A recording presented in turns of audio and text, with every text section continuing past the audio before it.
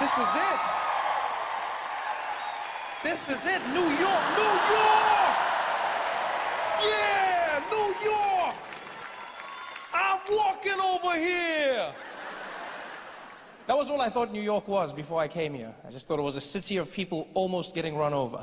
That meant, all I knew was one day I was gonna go, and I too was going to almost get run over by a car. I had a dream and I set up. And you know what? It's a lot harder than it seems. You know, in the movies, they make it look simple. They make it look like you run out, the car almost hits you, you do that thing, you slam the hood and then move on. But it's not that easy. It's all about timing. It's all about timing. It's all about being precise. You have to get out there at the exact same time that the taxi is there so that it stops so that you can hit them. If you don't have the guts and you come out too late, the car's gone. It's a waste of everyone's time. You just look like a mad person now. You're just like, I'm walking over here. Not at the exact time as the car, then you just get run over. That's just pointless. You know, it's like, One of my dreams came true. I got to go to Switzerland for the first time. One of my dreams. If you don't know this about me, I'll tell you why it was such a big dream of mine, right? My mother is a black woman, Xhosa woman, from South Africa. I grew up in South Africa, right? Molweni. My dad is a Swiss man from Switzerland, white man, right? And so I never got to go to Switzerland. And then when I got the chance, I never really made the time, and then I couldn't go there. And then finally now, we went to Switzerland for the first time, and it was... He was walking over here.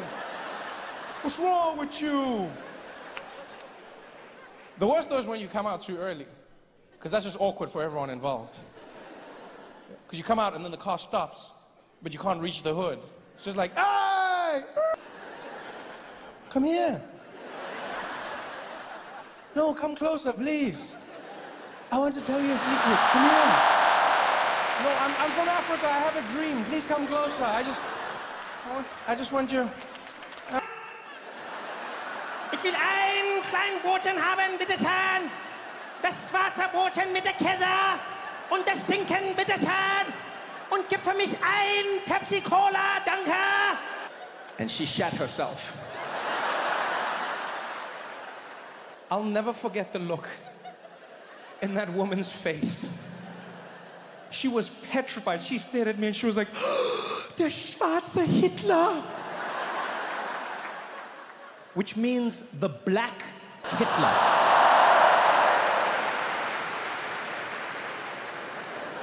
Yeah. The way I inflect on certain words has a certain Führer feeling to it, apparently. I'm walking over here.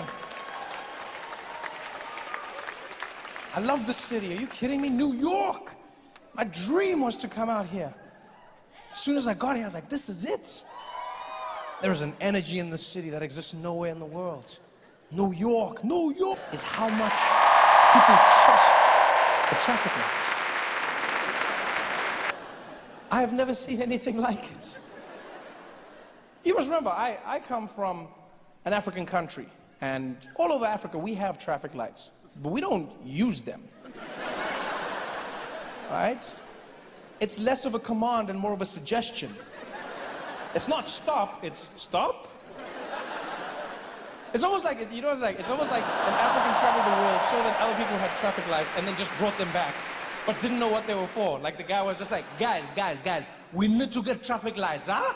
And people were like, what for? It's for the intersection, it adds atmosphere. But no one actually knew what it was about. We don't care about the lights, and we don't trust the lights. But in New York, I've never seen it. People trust that light with their lives. I was walking through the streets one day. I was walking next to this man. I'll never forget this, right? He's standing there on the sidewalk, and the light changes in our favor. And there's this truck that is barreling down the road. And I'm looking at the truck, and it's liberating. You know, because here's the thing. My whole life, I've always felt like my dad didn't really love me, okay? And then now, when I went and met him in Switzerland, I was like, no, he's just Swiss. They're all like that. It was a bit weird though, I tried to surprise him though. Right? I tried to surprise him by learning German. We hadn't seen each other for a while, and because he speaks German, I thought I was going to surprise him on the trip. You know, I went on Duolingo, did a bunch of studying, and I got to Germany, got to like practice the whole thing, got to Switzerland, I was like, oh, this is it. And I was ready. I was like, I'm going to surprise my dad. I plan to get to his house, knock on the door. He's going to open, be surprised, like, oh, Trevor. Then I'll be like, Papa, ich spreche Deutsch. He was going to be like, oh, ich liebe dich. Be like, die net am Protocol. It was going to be a whole thing. I had it all planned out. Didn't go according to plan. I got there. He was surprised. He was happy. But as soon as I spoke, I was like, Papa, ich spreche Deutsch. And he was like, don't do that. Don't do that, huh? No, don't do that. No. As soon as the light changes, the guy next to me, he just steps out into the road. And so instinctively, I stuck my hand out to protect him. I was like, yo, dude, there's a truck. And he was like, it's okay. We've got the light.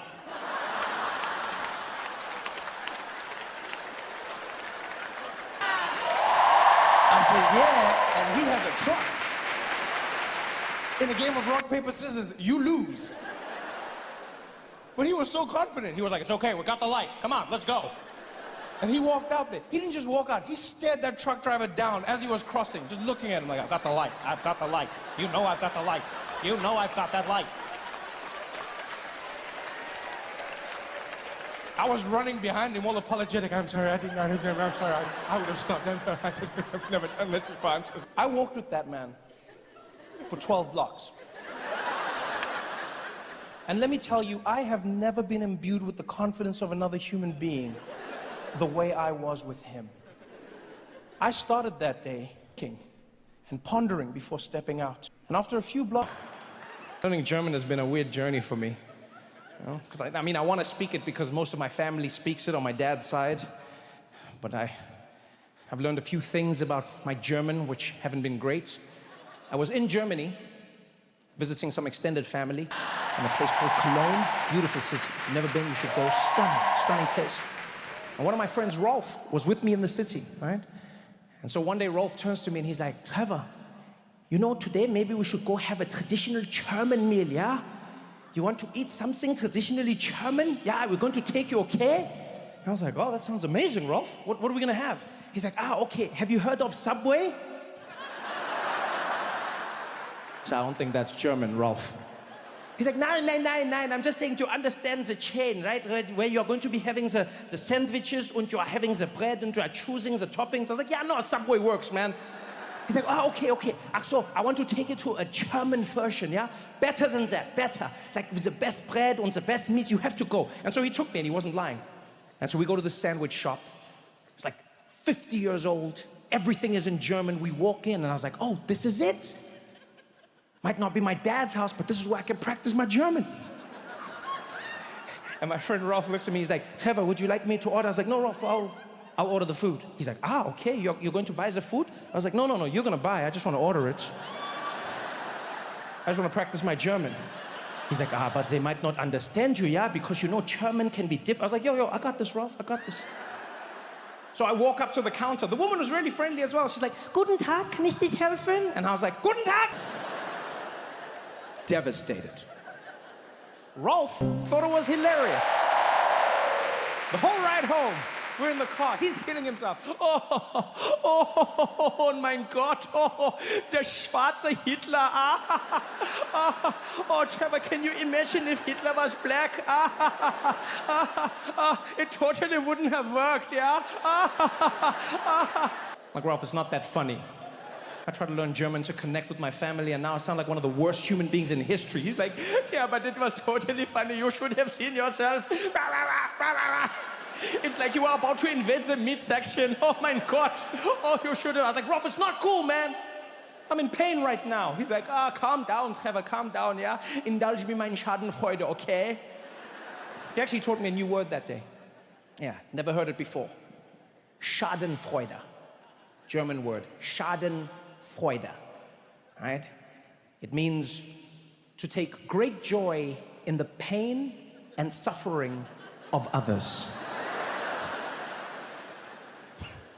Fun fact, that word was never translated into another language. I wonder why. Pretty insane word, right? Schadenfreude. Why would you want that? To indulge in others' pain and suffering. Why would you? You know, but then when I thought about it, I was like, it sounds terrible, but we all do it. Yeah, every single one of us in this room, we all experience Schadenfreude. You know? We all do. You know when you have Schadenfreude? It's when you're driving on the highway, yeah? And you're cruising along, everything's going well, and you look over on the other side, and the traffic is packed up. And you get that little feeling inside, like, I made the right choices in life. That's Schadenfreude. You know what Schadenfreude is? Schadenfreude is what happened when black women saw middle-aged white men crying after Disney said they were changing The Little Mermaid.